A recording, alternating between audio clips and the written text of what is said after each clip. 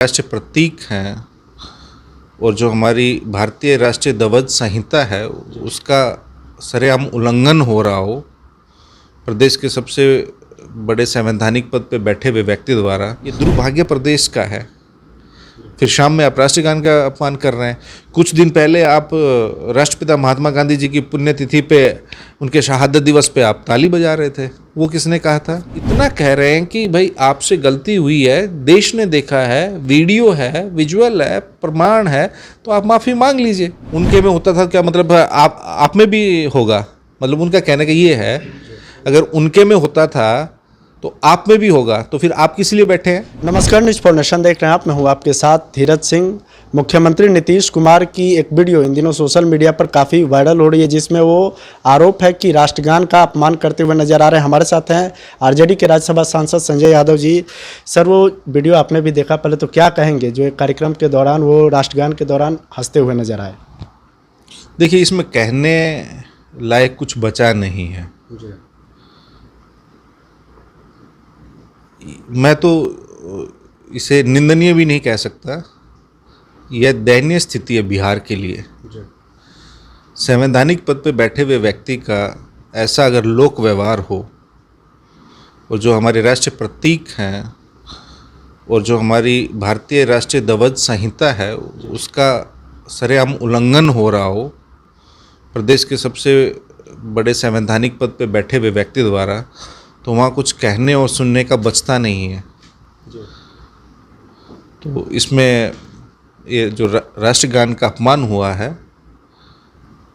राष्ट्रगान का अपमान करने के बावजूद भी अगर माफ़ी नहीं मांगी जा रही है, ये उससे भी बड़ी बात है। तो आप लोग माफ़ी की डिमांड करेंगे? हम तो कह रहे हैं, अगर जब गलती हुई है, जैसे उन्होंने महिलाओं के बारे में एक अशोभनीय और असंसदीय टिप्पणी की, तो अगले दिन सुबह आके उन्होंने माफ़ी मांगी ना। जो सदन के अंदर उन्होंने बात कही थी, तो माफ़ी मांगने से कोई व्यक्ति छोटा तो नहीं हो जाता है। गलती सबसे होती है, स्वीकार कर लें कि गलती हो गई। हम कुर्सी गान में इतना मशगूल थे कि राष्ट्रगान को भूल गए। बिहार सरकार में मंत्री है विजय चौधरी, उनका कहना है चूंकि विपक्ष के पास कोई मुद्दा नहीं है, इसीलिए मुख्यमंत्री को इस तरीके से गलत आरोप के जरिए बदनाम करने की कोशिश की जा रही है। इनके 20 साल के कार्यकाल में और एनडीए के सौजन्य से विपक्ष के पास इतने मुद्दे हैं कि मैं माननीय मंत्री जी से कहना चाहूँगा कि आप नीति आयोग की रिपोर्ट पढ़ लें, आप सीएजी की रिपोर्ट पढ़ लें, आप अपने ही पुलिस विभाग के आंकड़े देख लें। बिहार बेरोजगारी में, अपराध में, पलायन में, गरीबी में नंबर 1 है। नीति आयोग की रिपोर्ट में मल्टी डायमेंशनल पॉवर्टी इंडेक्स में बिहार नंबर 1 है, पलायन में नंबर 1 है, बेरोजगारी चरम पे है, अपराध का तो कहना ही क्या है। आज एक केंद्रीय मंत्री के मामा की हत्या हुई है, एक इन्हीं के विधायक की पुत्रवधू की हत्या हुई है, कल ही एक माननीय केंद्रीय मंत्री जी के भांजे की हत्या हुई है। ये तो हाई प्रोफाइल केसेस की मैं बात कर रहा हूँ। होली के 3 दिन के दौरान 180 लोग मरे हैं बिहार में, 180 से अधिक लोग मरे हैं। हत्याएं कितनी हुई है वो आप जान लीजिए। तो ये मुद्दा नहीं है विपक्ष के पास, एक्चुअली उनके पास जवाब नहीं है। और जिस सरकार के पास जवाब खत्म हो जाते हैं तो वो नकारात्मक राजनीति में लीन हो जाते हैं। तो उनको जवाब सूझ नहीं रहा है, विपक्ष पे आरोप लगा रहे हैं। अरे सत्ता में 20 साल से आप बैठे हैं, आप ना जवाब दीजिए। हमारा हम जनता का प्रतिनिधित्व कर रहे हैं, हम जनता की तरफ से आपसे सवाल पूछ रहे हैं। हमने कौन सा व्यक्तिगत, हमने कहा है उनको कि आप राष्ट्रगान में जाके आप अपने साथ जो खड़े हैं उनको हाथ लगाइए, छेड़िए या पत्रकारों को संबोधित कीजिए। 52 सेकंड का हमारा राष्ट्रगान का समय निर्धारित है, उसमें भी आप स्थिर नहीं रह सकते हैं, ना शारीरिक रूप से ना मानसिक रूप से। हमने सिखाया उनको, मुख्यमंत्री जी को, कि आप ऐसा करिए। तो माननीय मंत्री जी को जवाब थोड़ा उस रूप में देना चाहिए कि हाँ गलती हुई है। हम भी कह रहे हैं, आज नेता प्रतिपक्ष तेजस्वी जी ने सदन में क्या कहा, व्यक्तिगत रूप से हम उनका सम्मान करते हैं, अभिभावक समान है, लेकिन वो सदन के नेता, वो नेता प्रतिपक्ष हैं, वो भी जनता का प्रतिनिधि, जनता उनसे पूछ रही है। जब राष्ट्रगान का अपमान होगा, कोई भी सच्चा देशभक्त राष्ट्रगान का या राष्ट्र ध्वज का अपमान सह सकता है? तो आप भी देशभक्त हैं, तो राष्ट्रगान में क्या ऐसा करना चाहिए? क्या एक मुख्यमंत्री का ऐसा लोक व्यवहार होना चाहिए, ऐसा संवैधानिक व्यवहार होना चाहिए? हम आपसे पूछते हैं, हम सरकार से पूछते हैं। अगर उनका गैर संवैधानिक व्यवहार है हमारे राष्ट्रगान के प्रति तो माफ़ी मांगने में क्या हर्ज है। विपक्ष ने कहा है आप गलती करिए। डिप्टी सीएम विजय सिन्हा ने सफाई देते हुए कहा है कि उनका ध्यान उस ओर नहीं गया होगा, इसीलिए इस तरह की गलती हो गई है। हाँ, तो डिप्टी सीएम विजय सिन्हा जी को उनको बता देना चाहिए कि सर आपसे गलती हुई है और सर आपको मेरी सीट पे जो बगल में डिप्टी सीएम की जो कुर्सी लगी हुई थी जिस पे सटा भी हुआ था कि उप मुख्यमंत्री, उस पर किसी रिटायर्ड अधिकारी को भी मत बैठाइए। पहले तो विजय सिन्हा जी को ये बताइए कि उनकी कुर्सी पर रिटायर्ड अधिकारी क्यों बैठ गए। पता है क्यों बैठे?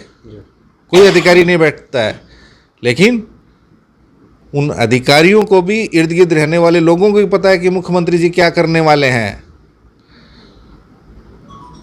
उनका संतुलन कितना गड़बड़ाया हुआ है, मानसिक और शारीरिक, वो सब लोग इर्द गिर्द के लोग जानते हैं।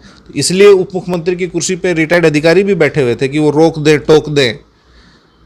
आप जब मीडिया के पत्रकार बंधु कैमरा लगा के रखते हैं तो देखते हैं वो सब लोग कैमरा पीठ दिखा के कैमरा को कवर कर लेते हैं ताकि कोई ऐसी चीज़ आपके मोबाइल में, आपके कैमरा में कैद ना हो जाए। बिहार की जनता, आप पिछले 1.5 साल में माननीय मुख्यमंत्री जी का मैं ससम्मान पूछ रहा हूँ, उनका लोक व्यवहार कैसा रहा है, उनकी शारीरिक भाषा कैसी रही है, उनकी शाब्दिक भाषा कैसी रही है, किसी ने गौर किया? कल सुबह कोई भी मुख्यमंत्री, आज हम आर्टिफिशियल इंटेलिजेंस की बात कर रहे हैं और वो माननीय मुख्यमंत्री जी क्या कह रहे हैं कि 10 साल में मोबाइल से धरती खत्म हो जाएगी। क्या आपको प्रदेश में ऐसे मुख्यमंत्री चाहिए? हमारे नेता तेजस्वी जी तकनीक से तरक्की की बात करते हैं और ये क्या कह रहे हैं, तकनीक से टेक्नोलॉजी से दुनिया ही खत्म हो जाएगी। ये दुर्भाग्य प्रदेश का है। फिर शाम में आप राष्ट्रगान का अपमान कर रहे हैं। कुछ दिन पहले आप राष्ट्रपिता महात्मा गांधी जी की पुण्यतिथि पे, उनके शहादत दिवस पे आप ताली बजा रहे थे। वो किसने कहा था? कितनी ऐसी घटनाएं। कुछ दिन पहले आप 2 मंत्रियों का और डिप्टी सीएम का और एक माननीय मंत्री का आपस में सिर भिड़ा रहे थे। एक दिन आप माननीय मंत्री जी, आप आगे बैठे, माननीय मंत्री जी पीछे किसी प्रश्न का उत्तर दे रहे हैं विधानसभा में, तो आप उनका जो हाथ पे कलेवा या जो भी बंधा हुआ उसको आप छेड़ रहे हैं। तो मतलब ये जो चीज़ें हैं, ये क्या आपको नहीं लगता कि पब्लिक में इसकी स्क्रूटनी होनी चाहिए? हम तो नहीं कह रहे, यही जब भी उनके डिप्टी सीएम हैं, विजय सिन्हा जी हों, चाहे श्री सम्राट चौधरी जी हों, चाहे जीतन राम मांझी जी हों, चाहे चिराग पासवान जी हों, इन सब के आप बयान सुनिए, इनके बारे में क्या बोलते थे। हमारे नेता ने या हमने कभी सार्वजनिक रूप से कुछ नहीं कहा है। हम तो जब वो उन्होंने गलती की है राष्ट्रगान के दौरान, तो हम एक देशभक्त होने के नाते सिर्फ इतना कह रहे हैं कि भाई आपसे गलती हुई है, देश ने देखा है, वीडियो है, विजुअल है, प्रमाण है, तो आप माफ़ी मांग लीजिए। हम क्या कह रहे हैं? आखिर में एक सवाल है, अब इस पे राजनीति भी हो रही है। नेता प्रतिपक्ष ने आज कहा कि ये जो वीडियो आया उस पर बिहारी होने के नाते शर्म आती है। अब एनडीए के लोग कहते हैं कि उनके पिता और माता के कार्यकाल को याद करने के उनको शर्म आनी चाहिए। 20 साल से इनकी सरकार है।